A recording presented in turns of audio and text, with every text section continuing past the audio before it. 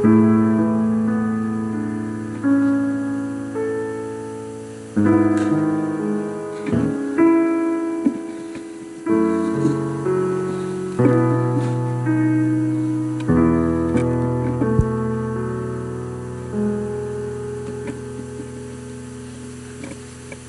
함께 일어나셔서 조용히 기도하시겠습니다.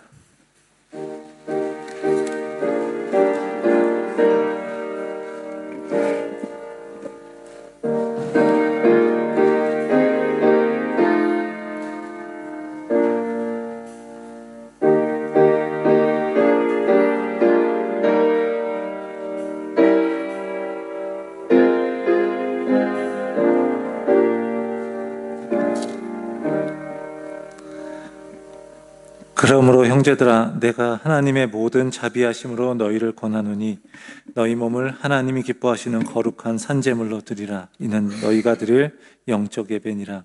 너희는 이 세대를 본받지 말고 오직 마음을 새롭게 함으로 변화를 받아 하나님의 선하시고 기뻐하시고 온전하신 뜻이 무엇인지 분별하도록 하라. 아멘. 사도신경으로 우리의 신앙을 고백하겠습니다. 나는 전능하신 아버지 하나님 천지의 창조주를 믿습니다. 나는 그의 유일하신 아들 우리 주 예수 그리스도를 믿습니다.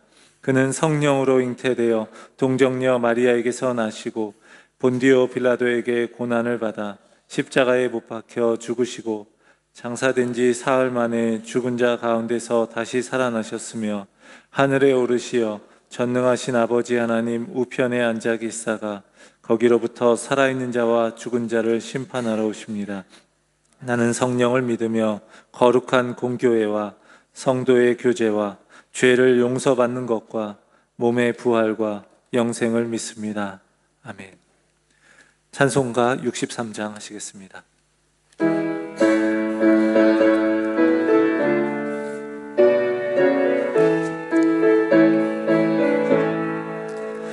주가 세상을 다스리니 그 위엄이 넘쳐나고 그의 나라와 주의 영광 온 하늘에 가득하다. 저 흉악한 마귀의 무리 다 멸망케 하시는 주 이 찬양을 주께 드리니 큰 영광을 받으소서. 주가 권능의 손으로서 이 세상을 창조하니 그의 놀라운 창조 솜씨 만 백성이 경탄하네. 저 하늘의 별들도 모두 주 영광을 나타내요. 늘 돌보아 주시는 주께 큰 영광을 돌립니다. 주가 세상의 피조물을 인간에게 다 맡기고 순종하라는 말씀으로 그 권위를 주셨도다. 온 땅 위에 주님의 위엄 늘 넘치며 가득하니 그 나라와 주님의 영광 온 천하에 찬란하다. 자리에 앉으시겠습니다. 이미래 집사님 기도해 주시겠습니다.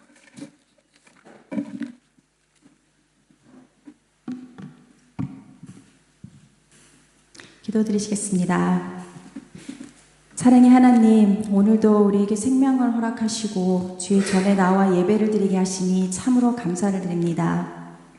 특히 2025년이라는 새해를 우리에게 허락하심에 감사드립니다. 어쩌면 한 해가 지나고 또 새로운 한 해가 오는 거에 대해 우리는 너무 당연하게 생각하는 게 아닌지 모르겠습니다. 모든 게 하나님의 은혜라고 생각하기보다는 우리 자신의 힘을 의지하고 살았던 어리석음을 이 시간 고백하고 회개합니다. 이런 부족한 우리에게 무한한 사랑을 보이시는 하나님 아버지, 오늘도 우리를 이 귀한 예배 자리로 불러주셨사오니 이 시간 온 몸과 마음과 정성을 다해 드리는 가장 복된 예배가 되게 하여 주시옵소서. 능력의 하나님, 지난 한 주간도 말씀을 통해서 함께 하신 하나님을 찬양합니다. 특히 라합의 이야기를 통해 이방인임에도 불구하고 하나님의 말씀을 듣고 믿고 말씀에 따라 순종해서 구원을 받을 뿐 아니라 예수님의 족보에 들어가는 축복을 누렸던 라합의 믿음을 우리가 본받기를 원합니다. 온 교회가 말씀으로 하나 되어 하나님의 나라가 이 땅에 임하도록 힘쓰는 교회와 모든 성도들이 되게 하여 주시옵소서. 주님, 우리 교회 안에는 이런 모양 저런 모양으로 수고하고 헌신하고 봉사하는 손길들이 많이 있습니다. 그들의 수고와 헌신이 헛되지 않도록 아버지께서 복의 복을 더하여 주셔서 그 믿음의 유산이 이 다음 세대에 흘러넘쳐서 더욱더 하나님의 이름이 널리 알리는 데 쓰임받는 귀한 손길들이 되게 하여 주시옵소서. 자비의 하나님, 이 마지막 시대에 온 세계가 여러 가지 재난, 또 질병, 전쟁, 또 정치적 어려움 등을 겪으며 고통을 당하고 있습니다. 위로가 필요한 곳에 하나님의 크신 위로를 허락하시고 치유가 필요한 곳엔 하나님의 치유의 손길로 만져주셔서 하나님만이 참 하나님이심을 나타내는 귀한 시간이 되게 하여 주시옵소서. 하나님 아버지, 이 시간 담임 목사님 위해서 기도합니다. 송우성 목사님과 가정에게 하나님의 한없는 은혜와 축복이 함께 하시기를 간절히 기도합니다. 하나님께서 허락하신 목회 현장에서 모든 걸 감당하실 수 있게 부족함이 없도록 영적인 힘을 더하여 주시고 건강도 지켜주시고 경제적으로도 어려움이 없게 하시고 또 만남의 축복을 허락하여 주시옵소서. 또한 이 시간 말씀을 전하실 때에 성령으로 충만함을 허락하셔서 능력의 말씀이 선포되게 하시고 듣는 우리에게는 일주일 동안 살아가는데 꼭 필요한 말씀을 아멘으로 받는 가장 복된 시간이 되게 하여 주시옵소서. 이 한 시간의 예배가 하나님께서 가장 기뻐하시는 예배가 될 수 있도록 우리의 온 몸과 마음과 영혼을 드리오니 우리의 찬양과 예배를 받으시기에 합당하신 하나님께서 홀로 모든 영광을 받으시옵소서. 이 모든 말씀 우리 주 예수 그리스도의 이름으로 감사하며 기도드립니다. 아멘.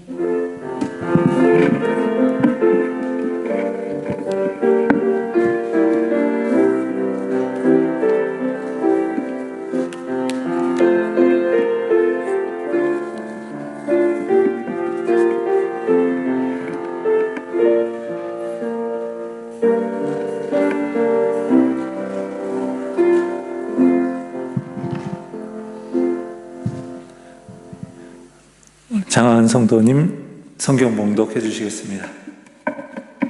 Today's Bible reading comes from Joshua chapter 3 verses 1 to 17. Early in the morning, Joshua and all the Israelites set out from Shittim and went to the Jordan, where they camped before crossing over. After 3 days, the officers went out the camp, giving orders to the people, when you see the ark of the covenant of the Lord, your God, and the Levitical priests carrying it, you are to move out from the position and follow it. Then you will know which way to go, since you have never seen this way before. But keep a distance about 2,000 cubits between you and the ark. Do not go near it. Joshua told the people, consecrate yourselves, for tomorrow the Lord will do amazing things among you. Joshua said to the priests, take up the ark of the covenant and pass on ahead of the people. So they took it up and went ahead of them. And the Lord said to Joshua, today I will begin to exalt you in the eyes of all Israel, so they may know that I am with you as I was with Moses.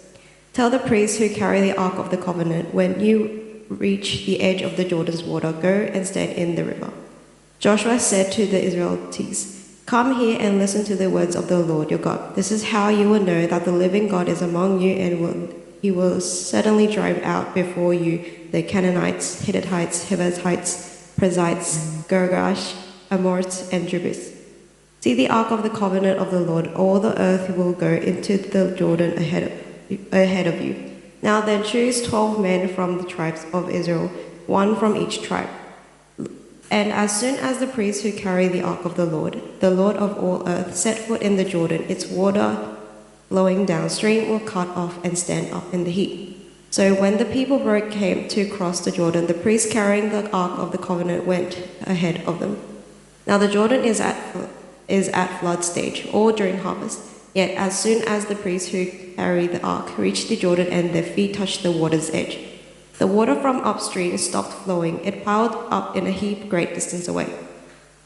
At a town called Adam in the vicinity of the Jerethan, while the water flowing down to the sea of the Arabah, the completely cut off. So the people crossed over opposite Jericho.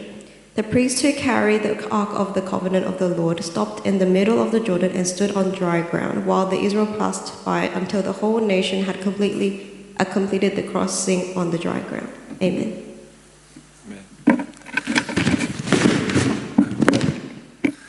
화면에 영어로 띄워주셔서 제가 다행이었습니다. 만약에 그냥 영어였으면 제가 언제 끝났는지 몰랐을 것 같아요. 오늘 주일 예배 가운데 오신 모든 분들에게 우리 하나님께서 은혜 주시기를 원합니다. 우리 지난 주일 말씀을 통해서요, 우리가 여호수아가 가나안 땅에 들어가기 전에 이제 2명의 정탐꾼을 보내서 이제 가나안 땅과 여리고를 정탐하게 하는 그 장면을 함께 보았습니다. 우리 정탐꾼들이 찾아갔던 곳은 기생 라합의 집이었습니다. 여리고 왕이 이제 그 사실을 알고선 라합의 집으로 수색대를 보냈는데 라합이 정탐꾼들을 숨겨주었죠. 라합은 하나님께서 이스라엘 백성들에게 행하셨던 그 놀라운 일을 들었기 때문에 정탐꾼들을 숨겨주면서 이제 훗날 자신과 그 자신의 가족들을 구원해달라 이렇게 부탁을 했어요. 이런 그녀의 행동을 이제 성경은 믿음의 행동이다라고 이야기를 합니다. 그래서 히브리서에서도 또 야고보서에서도 믿음의 행동이라고 이야기를 하죠. 하나님께서 라합과 그 가족들을 구원해 주셨을 뿐만 아니라 우리 아까 이미래 집사님 기도하셨을 때 이야기하신 것처럼 그녀의 이름이 예수님의 족보에도 기록되는 그런 일이 있습니다. 그래서 라합의 도움으로 2명의 정탐꾼이 이제 들키지 않았어요. 그렇죠? 들키지 않았고 지도에서 한번 보여드리겠습니다. 지도에서 보면은 이제 여리고에서 이제 아직 안 떼어졌군요. 라합의 말대로 그들은 이제 산으로 가서 숨어 있어라 그랬잖아요. 사흘 정도 숨어 있었어요. 여리고 왼쪽으로 가는 녹색 점선이 아마 그쪽으로 이제 가서 숨었을 것이다라고 하는 예상 경로입니다. 수색대는 이제 그들이 숨은 곳과는 반대 방향인 요단강 쪽으로 이제 그들을 찾으러 갔다가 결국은 찾지 못하고 다시 여리고성으로 돌아오게 됐고요. 그리고 2명의 정탐꾼들은 다시 사흘 정도 숨어 있다가 여리고 쪽으로 와서 붉은 점선을 따라서 여리고 쪽으로 와서 그리고 다시 요단강 건너서 시딤에 있는 여호수아에게로 이제 되돌아가게 됩니다. 그러니까 여리고와 시딤 사이에 있는 이 푸른색으로 된 화살표 맨 아래에 있는 그게 바로 이제 이들이 이제 여리고성에서 시딤으로 복귀하는 그런 곳이 이제 화살표 경로입니다. 무사히 돌아온 이제 2명의 정탐꾼들이 여호수아에게 보고하게 되죠. 가나안 땅을 하나님께서 우리에게 주셨습니다. 가나안 땅 사람들은 하나님께서 우리와 함께 하신 것을 보면서 두려워하고 있습니다. 라합이 한 말 그대로 전하고 있어요. 이렇게 하나님께서는요, 여리고성의 그 기생 라합과의 만남을 통해서 이스라엘 백성들에게 그 땅을 주시겠다고 하신 그 약속, 그것에 대한 확신을 주고 계십니다. 정탐꾼들도 돌아왔으니까 이제 할 일은 무엇인가요? 이제 이스라엘 군대를 이끌고 요단강을 건너서 가나안 땅으로 들어가야 하는 거예요. 오늘 본문은요, 가나안 땅에 들어가기 위해 요단강을 건너는 이 이야기를 다루고 있습니다.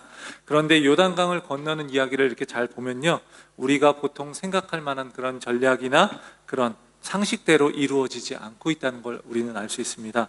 오늘 본문을 보면요, 레위 사람 제사장들이 언약궤를 앞세우고 먼저 요단강에 발을 내딛자 요단강이 갈라지고 이스라엘 백성들이 그곳을 건너갔다라고 하고 있습니다.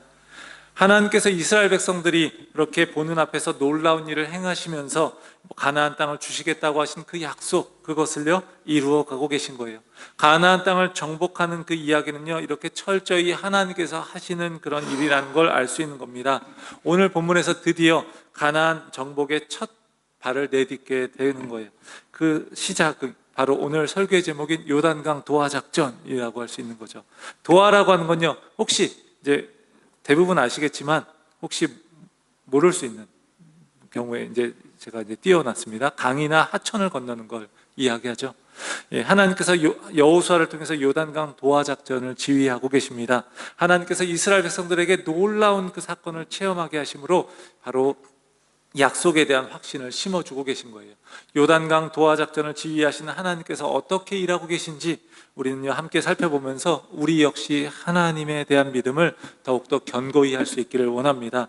하나님께서 이 요단강 도하 작전을 이 통해서 어떻게 일하고 계실까요? 먼저 언약궤를 통해서 인도하고 계십니다. 이스라엘 백성들이 요단강을 건너는 게 쉬운 일이었을까요? 하나님께서 약속하셨으니까 전혀 두려움이 없을까요? 그렇지 않습니다. 그들은요 이전에 가본 적 없는 길을 가고 있는 거예요. 이전에 가보지 않았던 길을 가고 있다라는 것, 이건 본능적으로 두려움을 느낄 수밖에 없지 않습니까? 우리의 인생길에서 우리가 두려워하는 게 바로 그런 이유죠. 가보지 않은 길을 우리는 계속 가는 겁니다. 여호수아와 이스라엘 백성들은요 이제 요단강을 건너서 가나안 땅으로 들어가야 하는 그런 새로운 길을 가야 하는 겁니다. 그것을 위해서 여호수아가 열심히 준비해요. 1절을 한번 보겠습니다. 또 여호수아가 아침에 일찍 일어나서 그와 모든 이스라엘 자손들과 더불어 시딤에서 떠나 요단에 이르러 건너가기 전에 거기서 유숙하니라. 여호수아가 이스라엘 백성들과 함께 시딤에서 이제 요단강 앞까지 이동하게 되는 거예요. 근데 여기서 아침에 일찍 일어났다라는 표현이 나옵니다.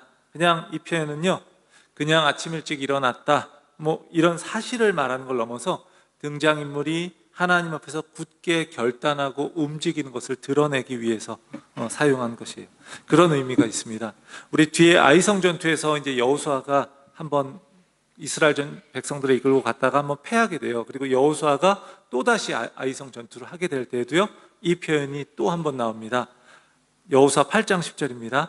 여호수아가 아침에 일찍이 일어나 백성들을 점호하고 이스라엘 장로들과 더불어 백성에 앞서 아이로 올라가매.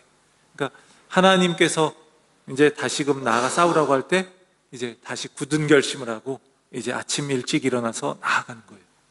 여호수아가 하나님 앞에서 굳은 결단을 하고 이스라엘 백성들을 이끌고 요단강 앞에까지 와서 진을 치고 있습니다. 그리고 사흘간 거기에 머무는 거예요. 그리고 2절 3절에 보면 이제 사흘 후에 관리들이 이제 백성들에게 막 언약궤를 따라가라는 명령을 전하는 걸 볼 수 있습니다. 그 명령의 내용은 이런 거예요. 레위 사람 제사장들이 언약궤를 메고 가고 백성들은 그 뒤에 따라가라라고 이야기해요. 언약궤는요 2000규빗 정도 떨어져서 따라가라고 이제 이야기를 합니다. 이제 하나님의 임재를 상징하기 때문에 거룩하기 때문에 이렇게 멀리 떨어져서 이제 바라보면서 걸어가는 거예요. 1규빗이요 성인 팔꿈치에서 한 중지까지의 길이라고 해요. 그래서 한 45cm 정도 된다고 합니다. 그러니까 2000규빗이면 약 900m 정도. 그러니까 1km 정도 떨어져서 언약궤를 따라가라고 한 거예요.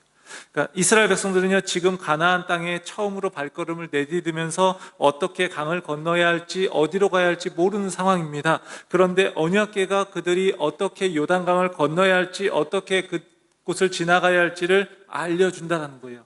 하나님께서는요 지금 제사장들에게 요단강을 건널 때 언약궤를 메고 발을 내디드라 이렇게 이야기하십니다. 그 이후에 무슨 일이 일어날지는 지금은 말씀하지 않으세요. 뒤에는 이야기하시지만, 그런데 15절을 통해서 알 수 있는 것처럼 또 요단강의 상태는요 물이 굉장히 불어나 있는 상태입니다. 15절을 보면 이제 그렇게 나와 있어요. 읽지는 않겠습니다. 요단강은요 이 레바논 북쪽에 있는 이 헐몬산, 헤르몬산이라고 하죠. 거기서 이제 쭉 시작해서 훌레호수와 갈릴리 호수를 거쳐서 사해까지 흐르는 132km 정도의 강이에요. 이제 지도를 한번 보여주시면 좋겠습니다. 그래서 제가 이제 표시를 해놨습니다. 그래서 여기서부터 이 산에서 쭉 이제 이슬이나 이런 눈이 녹아서 흘러내리면서 쭉 여기까지 흘러내려가는 거예요. 그래서 굴곡까지 합하면 한 320km 정도 된다고 해요. 그래서 요단강은 쉽게 건널 수 있는 강인데 원래는, 근데 우기일 때는 이 헐몬산에 눈이 녹아내려서 이 수위도 깊어지고 물살도 거세지는 거예요. 맨 위에 산이 있고요, 파란색으로. 그리고 거기서 쭉 내려오는 겁니다. 그렇죠? 그 지도가 아닌데요? 네. 다른 지도인데요? 네. 지도가 없나 보죠? 네. 예, 그렇습니다. 그냥. 네. 그래서 맨 위에 있는 그 산에서 그 쭉 갈릴리 호수를 지나서 요단강이 흐르고 그리고 사해까지 가는 거예요. 예, 지도를 보면은 이제 그렇게 나오는데 이제 여기에는 아까 지도에는 좀 나오지 않는 그 윗부분이 이제 헐몬산이고요. 그 산 정상에 가득 쌓여 있는 그런 만년설이 조금씩 녹아내리고 이슬과 함께 이 호수를 지나서 요단강 사이로 흘러가게 되는 거예요. 그런데 오늘 본문의 상황을 보면요, 물이 많이 불어나 있는 상황입니다. 이스라엘 백성들은요, 물살이 거센 요단강을 바라보면서 서 있는 거예요. 이스라엘 백성들의 마음 가운데는요, 자연스럽게 이런 마음이 떠올랐을 겁니다. 이렇게 물살이 거센데 여호수아는 도대체 어떤 방법과 전략을 가지고 이 강을 우리에게 건너게 할 것인가? 그런데 지금 여호수아는요, 별다른 전략을 갖고 있지 않아 보입니다.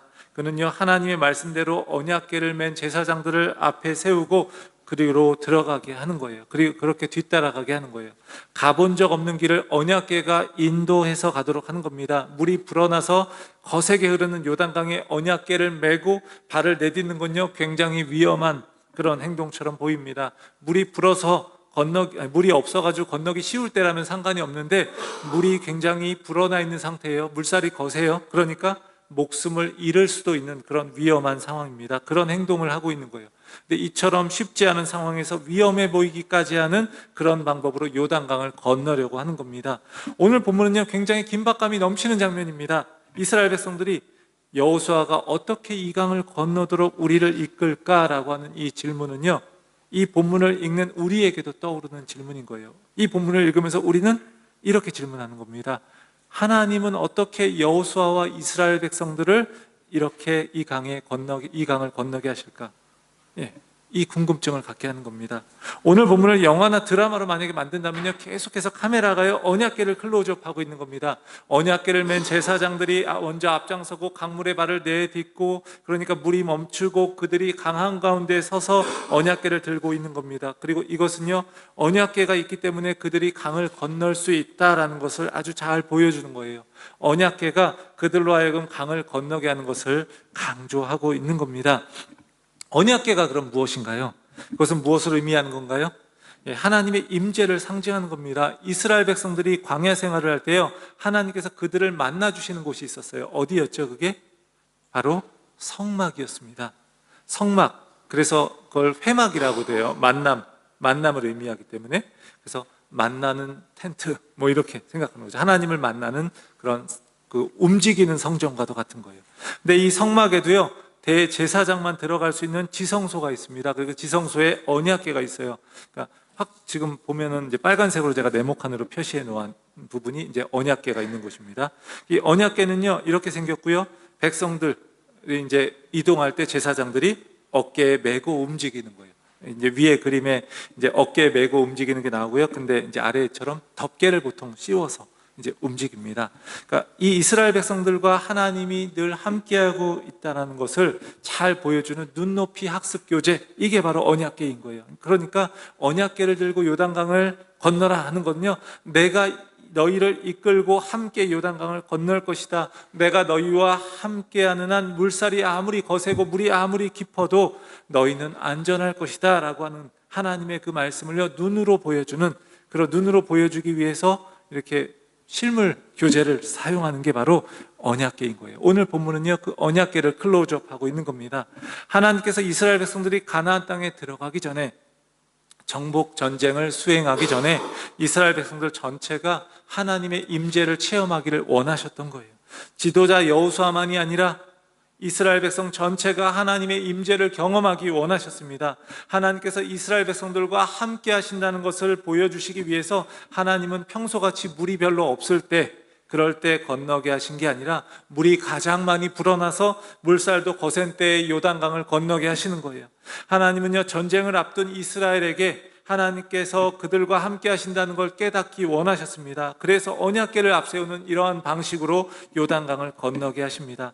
우리가 이러한 상황 속에 있다면 어떤 마음이 들까요? 요단강의 물살이 굉장히 거세게 흐릅니다.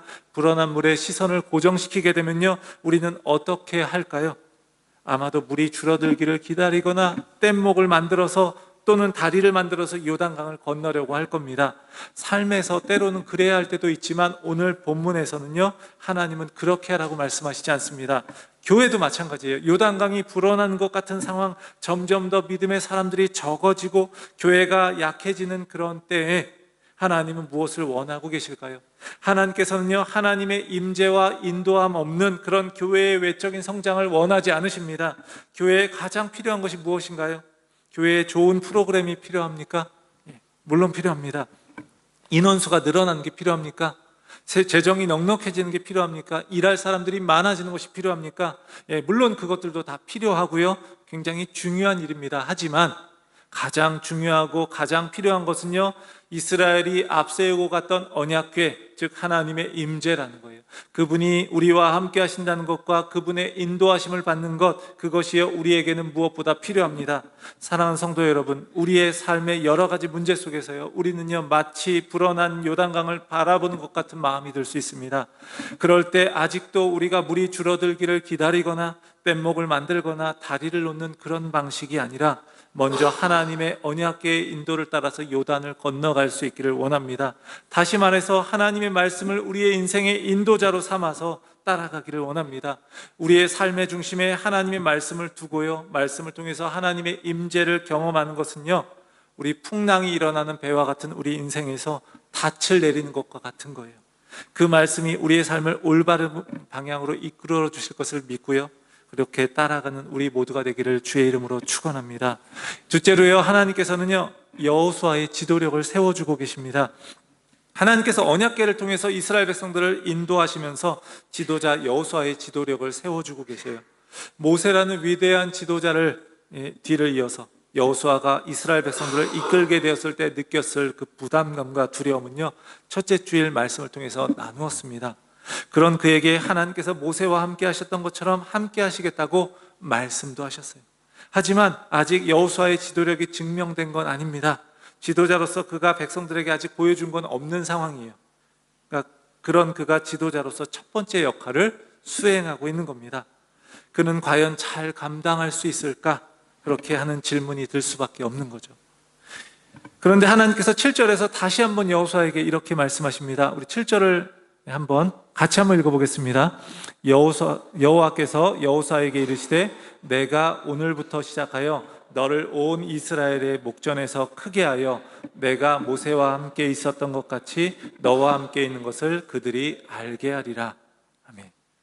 하나님께서 다시 한번 반복해서 약속하시는 거예요. 모세에게 함께 하셨던 것처럼 여호수아와도 함께 하신다는 것을 백성들에게도 알게 하겠다, 이렇게 말씀하시는 겁니다. 그의 지도력을 세워주고 계신 거예요.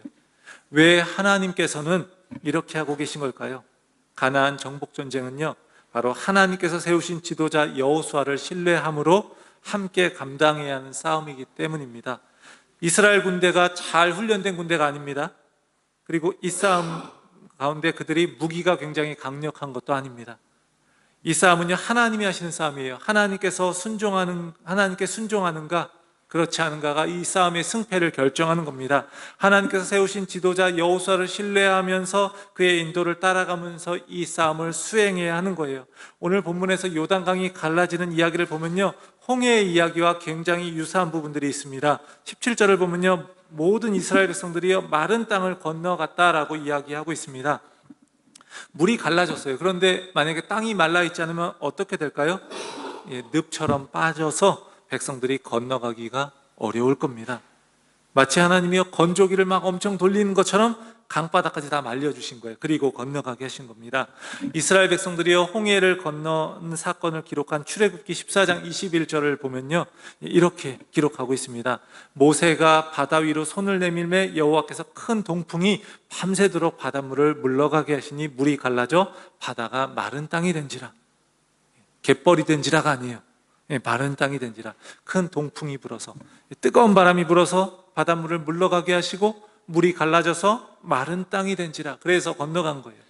지금 요단강이 갈라져서 마른 땅이 되었다는 이 표현을 보면서 홍해가 갈라져서 마른 땅이 된 사건을 이제 떠올리게 하고 있는 겁니다.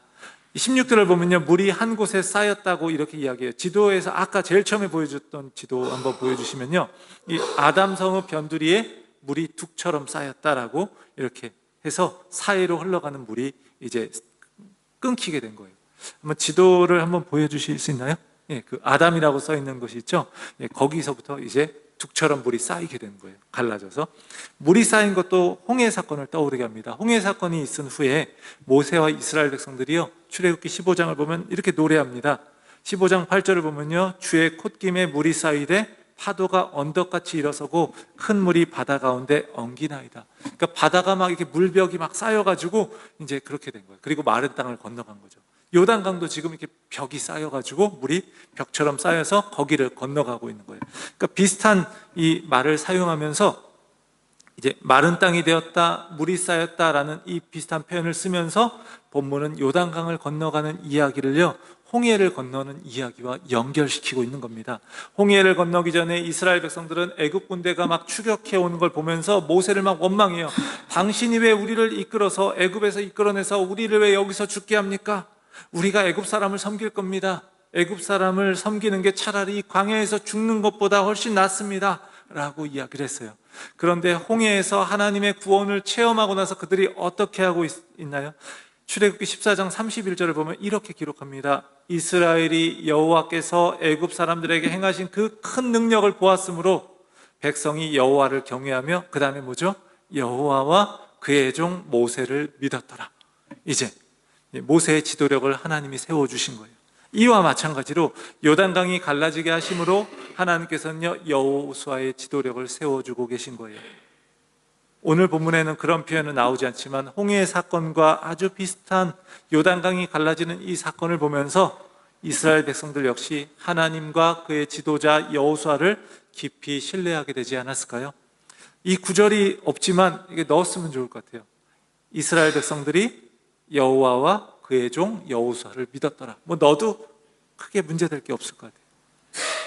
지금 이스라엘 백성들은요, 출애굽 2세대들이에요. 그러니까 여호수아와 갈렙을 제외하면 전부 출애굽 2세대입니다. 홍해 사건을 경험했던 그들의 부모 세대는 광야에서 다 죽었습니다. 그들은 그 사건에 대해서 아주 어릴 때 보고 들었거나 아니면 그 사건을 보지 못한 그런 세대입니다. 그런 그들에게 하나님께서는요, 홍해 사건을 재현하는 것처럼 이제 여호수아를 통해서 요단강을 갈라지게 하시고 이제 그곳을 건너게 하시는 거예요. 그렇게 함으로써 앞으로 이스라엘 백성들을 이끌고 가나안 정복 전쟁을 수행해야 할 여호수아의 그 지도력을 세워주고 계신 거예요. 사랑하는 성도 여러분, 우리에게 하나님께서 어떤 일을 맡겨주셨다면요, 하나님께서는요, 그것을 감당할 능력도 주신 걸 믿으시기 바랍니다. 내 모습을 볼 때 너무나 부족해 보이고 연약해 보일 수 있습니다. 그래도 우린 상관없습니다. 하나님께서는요, 그런 우리를 사용하셔서 하나님의 일을 이루어 가시고 우리를 인정해 주신다는 거예요. 우리가 해야 할 일은 무엇인가요? 그러면 그저 하나님의 뜻에 순종하면서 그분의 이끄심을 따라서 한 발 한 발 충성되게 걸어가는 겁니다. 그런 우리에게 하나님은요, 그 일에 필요한 능력도 주실 것이고 도울 사람도 붙여주실 거예요. 하나님은요, 그렇게 우리를 만들어 가시고 성장시키기를 원하십니다. 그 하나님의 손길에 따라 올바른 지도자로 성장해 가고 그런 귀한 사역을 감당하는 우리 모두가 되기를 주의 이름으로 축원합니다. 제가 가끔 나중에 뭔가 부탁하면 이걸 맡아주세요 부탁하면 이런 얘기 하지 마세요. 그러니까 저는 능력이 안 됩니다 이런 얘기 하시지 마세요. 예. 그런 분들은 말씀을 마음에 새기지 않은 것으로 제가 판단하겠습니다. 그리고 정죄하지는 않겠습니다. 셋째로요, 하나님은요, 그 다음에 능력을 보여주셔요. 하나님의 능력을. 외적인 조건을 볼 때 그다지 대단할 게 없는 그런 이스라엘 백성들의 마음에 이런 생각이 있을 겁니다. 하나님이 과연 능력을 베풀어 주실까? 하나님이 능력이 있으실까? 능력이 있으시다면 그 능력 우리를 위해서 베풀어 주실까? 그런데요, 본문은 이런 물음에 대해서 그렇다라고 대답해 주고 있는 겁니다. 하나님은요, 능력도 있으실 뿐만 아니라 그 백성들에게 능력을 베풀어 주실 의지도 있는 거예요. 제가 저희 아이에게 뭔가를 사주고 싶은 그런 능력이 없어서 못 사줄 때가 많이 있어요. 의지는 있지만 능력이 안 되는 경우들이 있어요. 어떤 분들은 능력은 있는데 별 마음이 없는 경우들이 있어요. 그런데 하나님은 능력도 있으시고 뿐만 아니라 그 능력을 베풀어 주실 의지도 있으시다는 거예요. 11절 13절을 보면 하나님을 어떻게 표현하고 있나요? 온 땅의 주라고 표현하고 있습니다. 언약궤가 나가는 건요, 바로 온 땅의 주인이신 하나님이 앞장서서 나가시는 겁니다. 하나님은 자신이 온 땅의 주인이심을 드러내고 계신 거예요. 이것은요, 이스라엘 백성들에게 어떤 의미가 있을까요? 이들의 부모 세대는 애굽에서 종살이를 했습니다. 이들은 부모 세대와 함께 광야에서 생활했어요. 떠돌이로 생활했어요. 그런데 그런 그들이 가나안 땅을 차지하려고 하는 겁니다. 왜 차지하는 거죠? 살 땅이 없기 때문에 남의 땅을 그냥 빼앗으려고 하는 건가요? 그러면 굉장히 잘못된 거잖아요. 그렇지 않다라는 거예요. 이 땅은 원래 하나님께서 그들의 조상에게 주신, 조상 아브라함에게 주시기로 약속하신 거예요. 전에 12월 우리 연말에 막벨라 굴에 대한 이야기를 하면서 그 이야기를 했습니다. 아브라함이 그 땅을 사면서 믿음의 땅을 얻는 것에 이정표로 삼는 걸 이야기한 적이 있습니다. 온 땅의 주인이신 하나님께서 그 땅을 주시기로 약속하셨기 때문에 이스라엘 백성들이 그 땅으로 가는 건요, 분명한 명분이 있는 거예요. 남의 땅을 빼앗기 위한 약탈 전쟁이 아니라는 겁니다. 온 땅의 주인이신 하나님의 언약궤를 맨 제사장들이 발바닥으로 요단물을 밟고 서니까 물이 갈라져서 마른 땅이 생기고, 그리고 백성들이 무사히 요단강을 건너갔습니다. 이것에 대한 그림이 이제 시드니 하나 있다고 해서 제가 한번 띄워보겠습니다. 시드니 뉴사우스 웨일즈 미술관에 이런 그림이 있더라고요. 벤자민 웨스트라고 하는 사람이 그린 언약궤와 함께 요단강을 건너는 여호수아에 대한 그림입니다. 이걸 좀 더, 요 언약궤를 맨 제사장들의 모습이 중점적으로 나타나는 그림이 그 다음 이제 그림이고요. 이렇게 뭐 이게 딱 다 맞는 건 아닐 수도 있어요. 그렇지만 이런 생각을 한번 이렇게 해보시면 될 것 같습니다. 상상해 보시면서 본문을 읽을 때 이런 그림이었겠구나라고 생각하면 좋을 것 같습니다.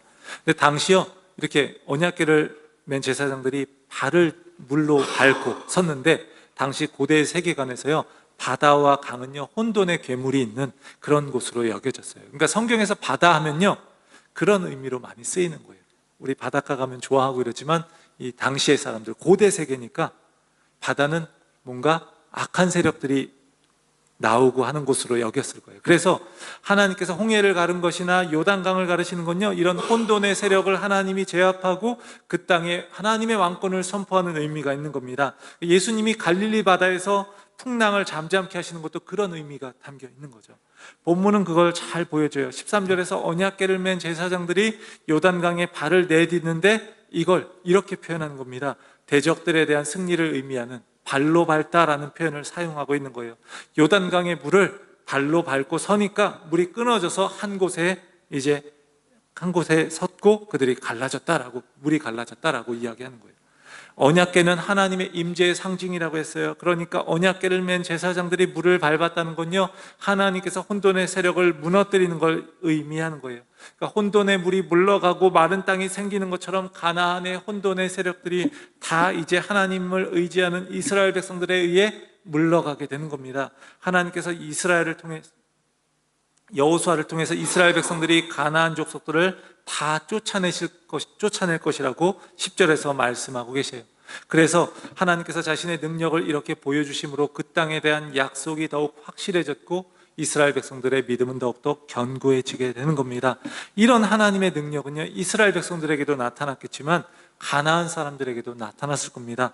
이스라엘 백성들이 뗏목을 만들거나 다리를 놓고 그 땅으로 들어와도 굉장히 놀랄 만한 일인데, 그저 웬 상자 같은 그것을 맨 사람들이 앞장서니까 물이 쫙 갈라지는 걸 보는 거예요. 굉장히 스펙터클하죠. 가나안 사람들이 그걸 보면서 얼마나 놀랐을까요? 아마 싸우기도 전에 그 싸울 의지를 잃어버리게 되었을 겁니다. 사랑하는 성도 여러분, 온 땅의 주인이신 하나님이여 우리를 위해서 능력을 보이실 뿐만 아니라 우리에게 그 능력을 베풀 마음도 있으십니다. 그것을 마음에 새기면요, 우리 앞에 놓여져 있는 어떠한 현실도 능히 넘어설 수 있을 겁니다. 우리의 아버지 되신 하나님께서 온 땅의 주인이신데 무엇을 두려워하겠습니까? 우리가 할 일은요, 온 땅의 주인이신 아버지 하나님을 신뢰하는 마음을 가지고요, 이스라엘 백성들과 같이 요단강에 발을 내딛는 그런 믿음, 그 믿음을 보이는 것뿐입니다. 그 믿음 가지고 발걸음을 내디디면서 하나님의 능력을 삶에서 경험하게 되기를 주의 이름으로 축원합니다.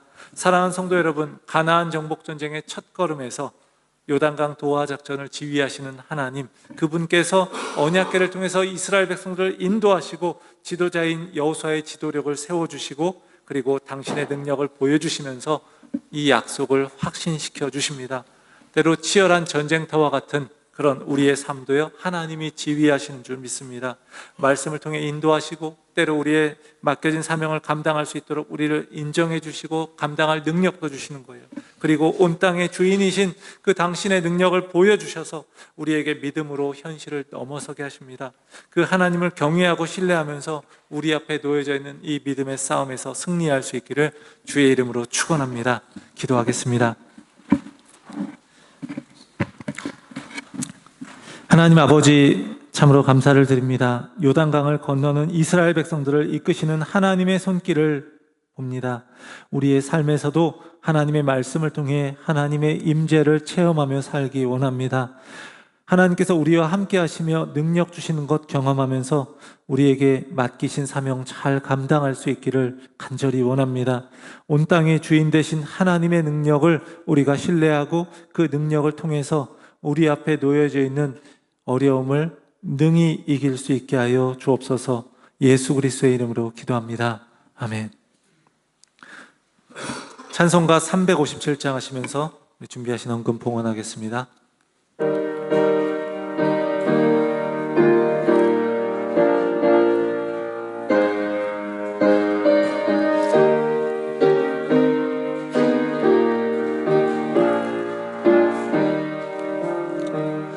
주 믿는 사람이 일어나 다 힘을 합하여 이 세상 모든 마귀를 다쳐서 멸하세.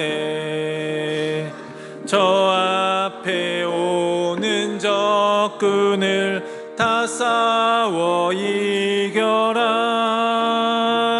주 예수 믿는 힘으로 온 세상 이기네. 믿음이 이기네. 믿음이 이기네. 주 예수를 믿음이 온 세상 이기네. 온 인류 마귀 괴율로 큰 죄에 빠지니 진리로 띠를 띠고서 늘 기도드리세. 참 믿고 의지하면서 겁 없이 나갈 때 주 예수 믿는 힘으로 온 세상 이기네. 믿음이 이기네. 믿음이 이기네. 주 예수를 믿음이 온 세상 이기네. 끝까지 이긴 자에게 흰 옷을 입히고 또 영생 복을 주시니 참 기쁜 일일세. 이 어두운 세상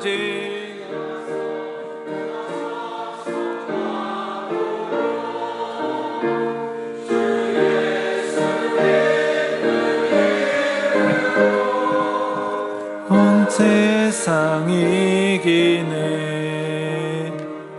믿음이 이기네. 믿음이 이기네. 주 예수를 믿음이 온 세상 이기네. 하나님께 예배하며 귀한 헌금 드렸습니다. 우리의 삶을 책임지시는 하나님의 인도하심 따라 살아가는 우리 모두가 되게 하여 주옵소서. 우리가 드린 작은 헌신을 통하여서 하나님의 나라를 이루어가는 일에 귀히 쓰임받게 하여 주옵소서. 우리 성도님들의 삶 속에서 항상 하나님의 은혜와 축복이 함께 하시고 무엇보다 복 주시는 하나님과 늘 동행하는 삶을 살아가게 하여 주옵소서. 우리 주 예수 그리스도의 이름으로 기도합니다. 아멘. 오늘 방문하신 분 계십니다. 남용진님. 네, 환영하겠습니다.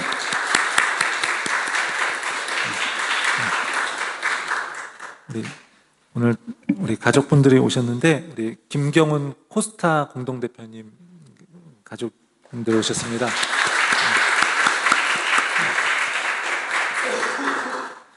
우리 작년에 우리 청소년부 우리 학생들 3명이 이제 유스 코스타 참석해서 많이 은혜를 받았었는데 그 코스타를 섬기고 계시는 분이 바로 김경훈 우리 공동 대표님이십니다. 근데 굉장히 귀한 사역 감당하고 계시고 해서 또 앞으로도 우리 청소년들 또 우리 청년들, 이번에 우리 청년들이 좀 여러 사정이 안 돼서 못 갔었는데 같이 코스타에 또 참석해서 많이 은혜 받고 그랬으면 좋겠습니다. 그래서 이따가 보시면 또 인사 나누시고, 우리 휘찬이랑 하선이랑 호연이는 이따 인사드려야죠. 네, 네, 인사드리고 또 이따 인사 나누도록 하겠습니다. 또 귀한 사역 감당하시는데 위에서 많이 또 기도해 주시고 코스타 위에서도 또 우리 많이 기도해 주시면 감사하겠습니다. 광고 말씀드리겠습니다. 오늘 통역해 주신 이미래 집사님께 감사드립니다. 제가 또 이제 내일부터 휴가가 있어서 이제 2월 1일까지 휴가입니다. 그래서 다음 주일 주일 예배는 우리 안영기 목사님께서 설교해 주십니다. 그리고 우리 2주간은 줌으로 모이는 새벽 기도에는 모이지 않도록 하겠습니다. 그리고 1월 한 달간 지금 주일 1부 예배는 모이지 않고 2부 예배만 모이고 있습니다.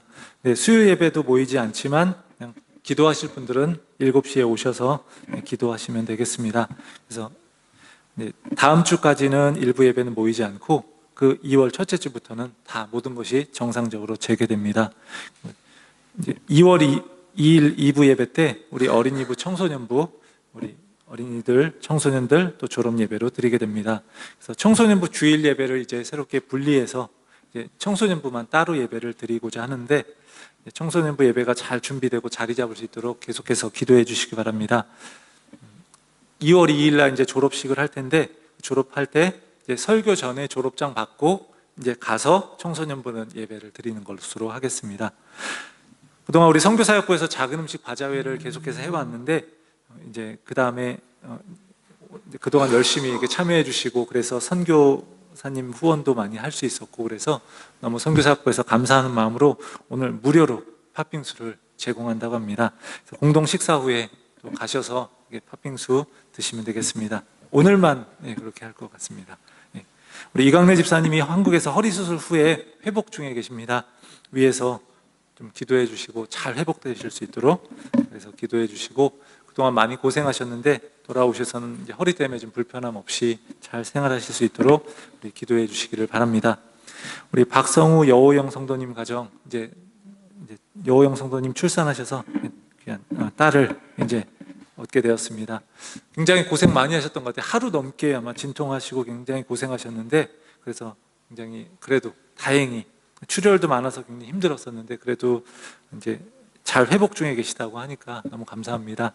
또 한번 연락도 해주시고 또 기도해 주시고 잘 회복되도록, 그리고 오시면 또 많이 또 격려해 주시면 감사하겠습니다. 임천일 목사님 또 한국으로 1월 22일에 출국하십니다. 또 그래서 오고 가시는 발걸음 가운데 또 그곳에서의 시간 잘 보내실 수 있도록 위해서 기도해 주시기 바랍니다. 우리 임현중 성도님, 김은옥 성도님 가정이 시드니로 이주하시게 되었습니다. 이제 거기에 이제 집을 구하시게 되었는데 이제 급하게 결정이 되어서 오늘을 마지막으로 이제 시드니로 가시게 되었습니다. 전화 받는데 굉장히 서운하더라고요. 굉장히.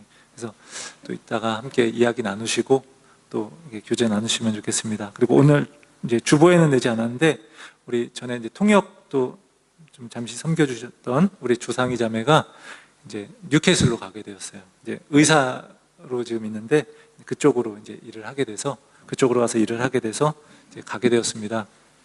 또 위에서 많이 기도해 주시면 감사하겠습니다. 참 이렇게 이민교회에 있다 보니까 자주 이렇게 떠나시는 분들이 있는데 아직도 좀 적응이 잘 안 됩니다. 오래 계셨던 분들은 그냥 익숙해졌는지 모르겠지만 참 이게 한 분 한 분 떠날 때마다 굉장히 서운하고 그런 마음이 많이 드는 것 같아요. 또 위에서 또 많이 기도해 주시고 그러면서 또 함께 또 이따 이야기 나누시면 되겠습니다. 우리 다 함께 자리에서 일어나시겠습니다. 우리 찬양팀 나와서 파송 찬양 하겠습니다.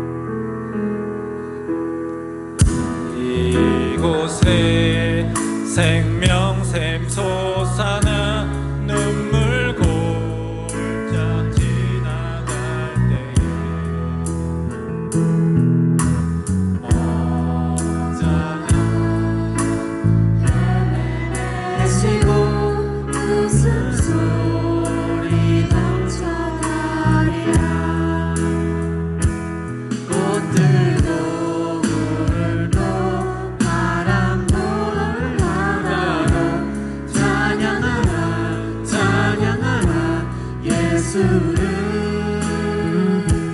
하늘을 울리며 너의 해널 영원한 은혜 주 은혜 주 은혜 주 그날에 하늘이 열리고 모든 의가 보게 되리라 마치 내 꽃들이 피고 영광의 주가 오시리라 꽃들고 그늘도 바람도 노래바다도 찬양하라 찬양하라 예수를 하늘을 울리며 노래하라 영원한 은혜 주 은혜 주 은혜 주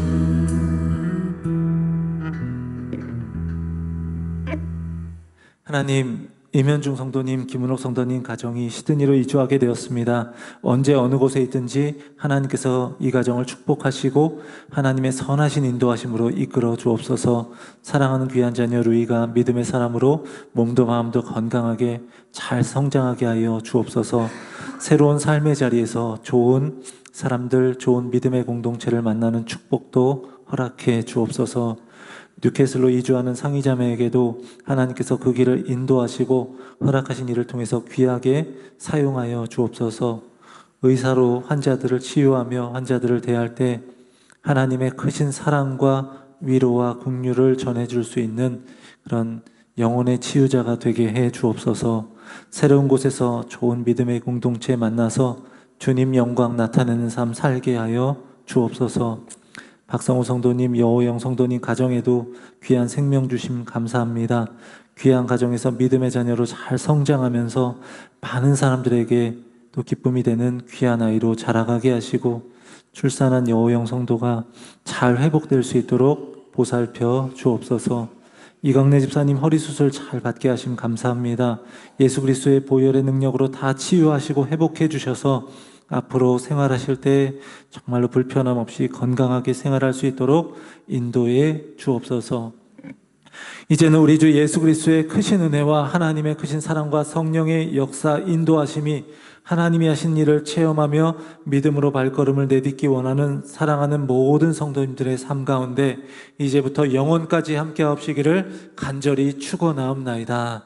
아멘.